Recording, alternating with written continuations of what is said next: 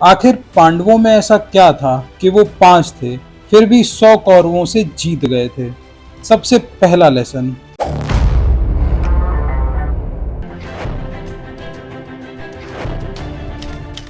कौरवों की तरफ से दुर्योधन के मेंटर थे शकुनी मामा, वहीं पांडवों की तरफ से अर्जुन के मेंटर थे भगवान कृष्ण। महाभारत की लड़ाई के पीछे सबसे बड़ा कारण था 64 की चाल, यानी वो जुआ जो युधिष्ठिर और दुर्योधन के बीच में खेला गया था और जिसमें दुर्योधन जीत गए थे। अब इसमें पूरे टाइम उन्हें एडवाइस शकुनी मामा कर रहे थे और दुर्योधन पूरे टाइम उन्हें फॉलो कर रहे थे। इस तरह शकुनी मामा की गलत एडवाइस पाकर दुर्योधन ने पूरा साम्राज्य बर्बाद कर दिया। आप चाहे कितने भी टैलेंटेड बने रहो, लेकिन अगर आपके सही टीचर नहीं है, आपके सही मेंटर नहीं है, सही कोच नहीं है, तो वो कभी आपको सही एडवाइस नहीं देंगे। आप कभी सही ट्रिक्स को, सही टेक्निक्स को नहीं समझ पाओगे। इसलिए हमेशा आपको एक अच्छे मेंटर, एक अच्छे कोच को सेलेक्ट करना चाहिए।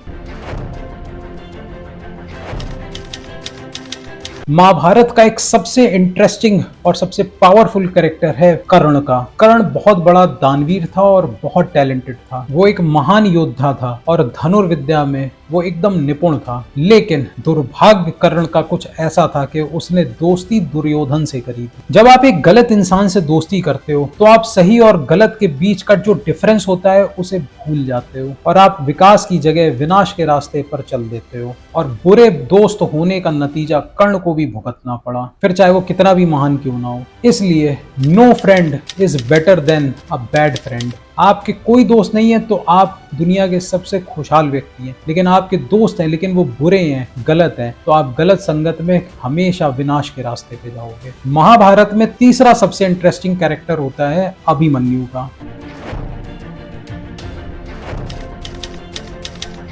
किसी महान व्यक्ति ने कहा है कि little knowledge is a dangerous thing, और ये चीज अभिमन्यु के केस में सबसे ज्यादा फिट होती है। अभिमन्यु सिर्फ 16 साल का था और युद्ध के 13वें दिन कौरवों की तरफ से गुरु द्रोणाचार्य ने युधिष्ठिर को मारकर युद्ध जीतने की एक खतरनाक स्ट्रेटजी बनाई और उन्होंने एक चक्रव्यूह यानी मेज ऑफ डेथ को रचा। अब युधिष्ठिर का मारा जाना तय था, लेकिन अभिमन्यु उस युद्ध में कूद पड़ा। वो एक एक करके कौरवों को मारता चला जा रहा था। उसने दुर्योधन और दुशासन के बेटों को मार गिराया, लेकिन अपने बेटे की मौत को देखकर दुर्योधन पागल हो उठा और उसने युद्ध के सारे नियम और सारी मर्यादाओं को तोड़ डाला और अंत में 16 साल के अभिमन्यु को मार गिराया। क्योंकि अभिमन्यु ने अपनी मां के गर्भ में ये तो सीखा था कि किस तरीके से चक्रव्यूह को भेद कर अंदर घुसा जाता है, लेकिन उस चक्रव्यूह से बाहर निकलना उसने नहीं सीखा था। इसलिए नॉलेज जब भी होनी चाहिए तो वो पूरी होनी चाहिए। आजकल के जमाने में इंस्टाग्राम की रील्स और यूट्यूब के शॉर्ट्स चलते हैं जिसमें लोग 1 मिनट में क्या ही सीख सकते हैं। ऑडियंस की मेमोरी और रिटेंशन की पावर धीरे धीरे खत्म होती चली जा रही है। ऐसे में आप कम पढ़ो लेकिन अच्छा पढ़ो, डेप्थ में पढ़ो, ज्यादा मत पढ़ो, लेकिन एक चीज में स्पेशलिस्ट बनने की कोशिश करो। और दुनिया में आपको ऐसे तमाम दुर्योधन मिलेंगे जो सारी मर्यादाओं को तोड़कर किसी भी हद तक गिर जाएंगे आपको पीछे घसीटने के लिए और आपको नीचा दिखाने के लिए, लेकिन उनसे आपको